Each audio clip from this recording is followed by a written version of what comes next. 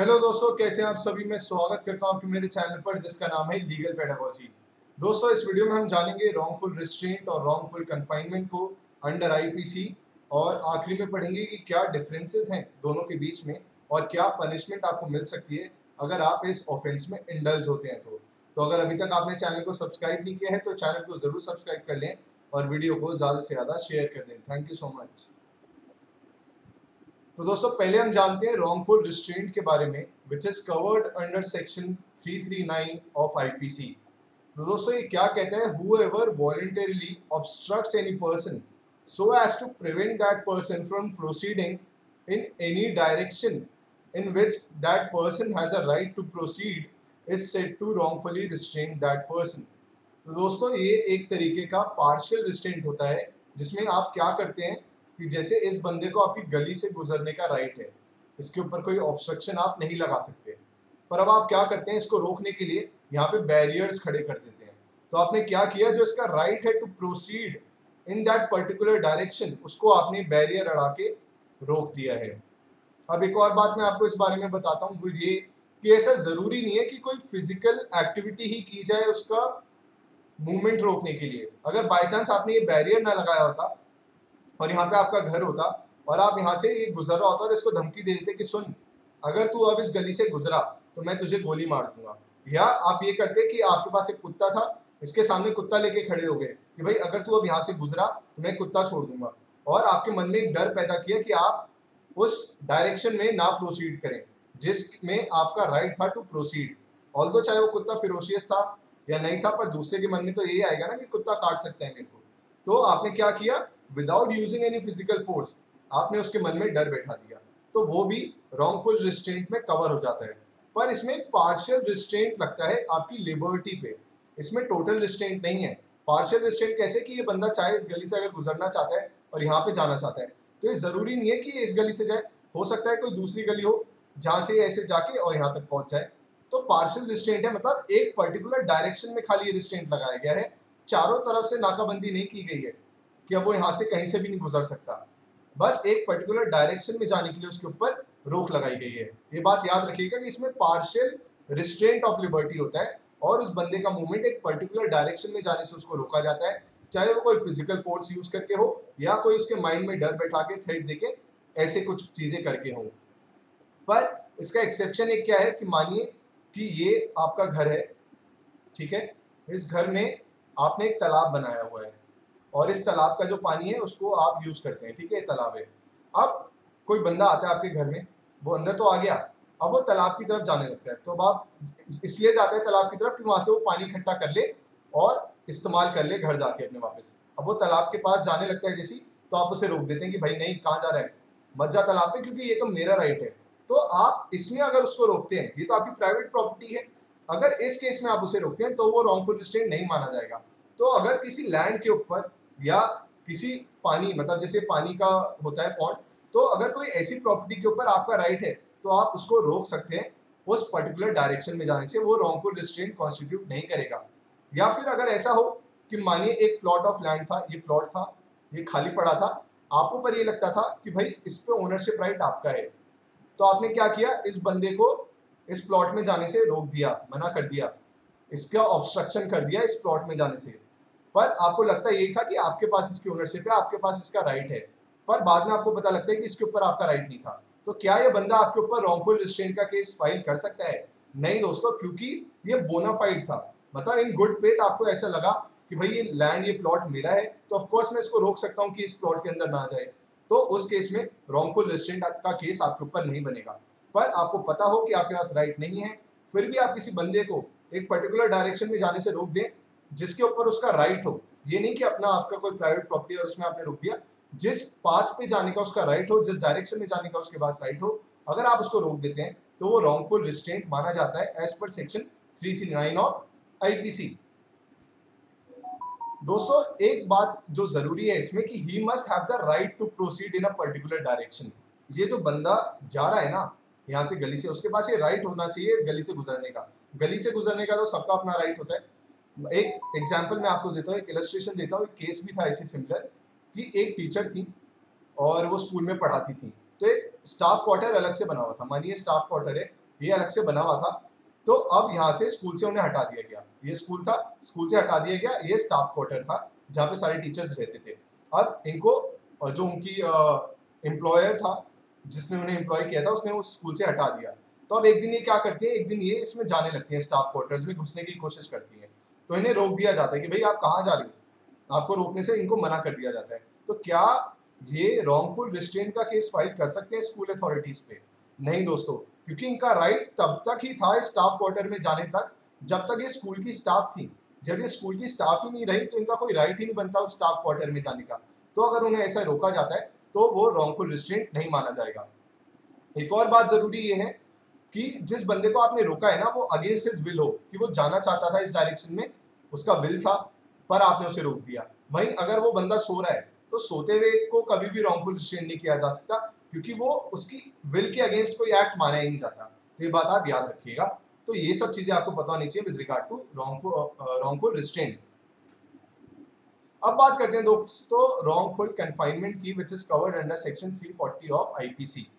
तो दोस्तों मैंने जब रॉन्गफुल रिस्ट्रेंट बताया तो उस बंदे का आपने पार्शियल रिस्ट्रेंट किया लिबर्टी को, क्योंकि एक पर्टिकुलर डायरेक्शन में जाने से उसको रोका। वहीं जब हम रॉन्गफुल कन्फाइनमेंट की बात करते हैं तो रॉन्गफुल कन्फाइनमेंट में आप उसको with in a subscribing limit से बाहर जाने नहीं देते। जैसे कि आप हो, आपका दोस्त है, आपने क्या किया, वो इस रूम में सो रहा था या उठा हुआ था, माने कि वो उठा हुआ था, आपने क्या किया, आप बाहर निकले रूम के और इसको ताला मार दिया, लॉक कर दिया रूम को लॉक कर दिया, तो वो इसी सब्सक्राइबिंग लिमिट में कैद हो गया ना, उसका मन था यहाँ पे रहने का और फिर भी वो इसी सब्सक्राइबिंग लिमिट में कैद हो गया, चारों दीवारी में कैद हो गया। तो ये रॉन्गफुल कन्फाइनमेंट माना जाएगा, क्योंकि इसमें टोटल रिस्ट्रेंट हो गया उसके मूवमेंट से, क्योंकि वो ना यहाँ से बाहर निकल सकता, ना यहाँ से बाहर निकल सकता है, ना यहाँ से निकल सकता है, एक ही रास्ता था और आपने वो भी ताला लगा दिया उस पर, तो वो चार दीवारी में घिर गया with in a subscribing limit. या फिर एक और एग्जाम्पल मैं देता हूँ कि मानिए ये बिल्डिंग थी और इसमें आपका दुश्मन रहता था, ये दुश्मन है आपका, ये इसमें रहता है। आपने इसे क्या बोला कि भाई सुन, अगर तू बाहर आया, अगर तू इस बिल्डिंग से बाहर निकला ना, तो मैंने यहाँ पे लोग खड़े कर दिए गन्स लेकर, वो तेरे को गोली मार देंगे अगर तू इस बिल्डिंग से बाहर आया। तो अब क्या हुआ कि आप ये जो सब्सक्राइबिंग लिमिट है इस बिल्डिंग की उसमें कैद हो गए, टोटल रिस्ट्रेंट लग गया है, क्योंकि अब आप बाहर नहीं निकलेंगे इस डर से कि कहीं वो आपको गोली ना मार दें। तो दोस्तों जब आपकी लिबर्टी के ऊपर टोटल रिस्ट्रेंट लग जाता है, जब आपको कैद कर दिया जाता है एक पर्टिकुलर सब्सक्राइबिंग लिमिट में, तो वो होता है रॉन्गफुल कन्फाइनमेंट, जिसको फॉल्स इम्प्रिजनमेंट भी कहा जाता है। वहीं जब हम उसकी बात कर रहे थे रॉन्गफुल रिस्ट्रेंट की, तो एक पर्टिकुलर डायरेक्शन में जाने से आपको रोका गया था। तो ये बात याद रखिएगा, डिफरेंस है दोनों के बीच में। तो whoever wrongfully restrains any person in such a manner so as to prevent that person from proceeding beyond a certain subscribing limit, ये सब्सक्राइबिंग लिमिट हो गई, ये सब्सक्राइबिंग लिमिट हो गई क्योंकि बिल्डिंग से बाहर नहीं हो जा पा रहा था, तो उसको रॉन्गफुल कन्फाइनमेंट कहते हैं। जैसे कि ताला लगा देना या फिर आदमी बाहर खड़े कर देना कि मैं गोली मरवा दूंगा अगर तू बाहर निकला। और रॉन्गफुल रिस्ट्रेंट या फिर फॉल्स इम्प्रिजनमेंट में टोटल रिस्ट्रेंट होता है आपकी लिबर्टी के ऊपर, पार्शियल नहीं होता। जैसे कि इस केस में तो पार्शियल था, वो चाहता तो गली दूसरी वाली गली से इस जगह तक पहुंच सकता था, एक पर्टिकुलर डायरेक्शन में खाली उसका मूवमेंट रोका गया था। ऐसा तो नहीं था कि इस डायरेक्शन में भी रोका गया हो, इस डायरेक्शन में भी रोका गया हो, इस डायरेक्शन में भी रोका गया हो, खाली एक पर्टिकुलर डायरेक्शन का मूवमेंट रोका गया था रॉन्गफुल रिस्ट्रेंट में, तो पार्शियल रिस्ट्रेंट था। पर वहीं जब हम रॉन्गफुल कन्फाइनमेंट की बात करते हैं तो चारों तरफ से लिमिट लग गई है, क्योंकि रास्ता एक ही बिल्डिंग का जाने का, उसके बाद उसने लोग खड़े कर दिए, तो वो इस बिल्डिंग के सब्सक्राइबिंग लिमिट से बाहर ही नहीं जा पाएगा। ये बात आप याद रखिएगा।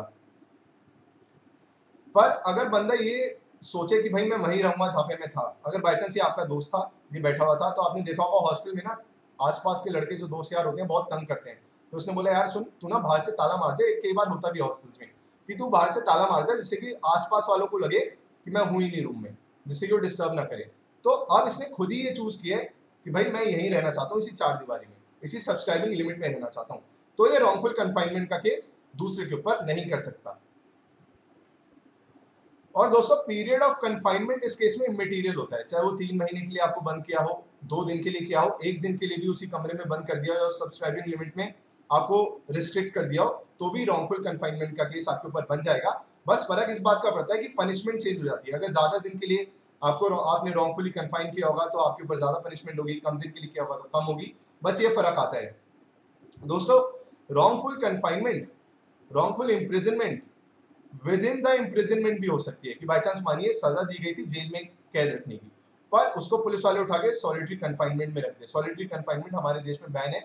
अगर उसको सॉलिटरी कन्फाइनमेंट में रख दिया जाए तो फिर ये जो इन्होंने रखा है पुलिस वालों ने, ये रॉन्गफुल रिस्ट्रेंट माना जाएगा, ये बात याद रखिएगा।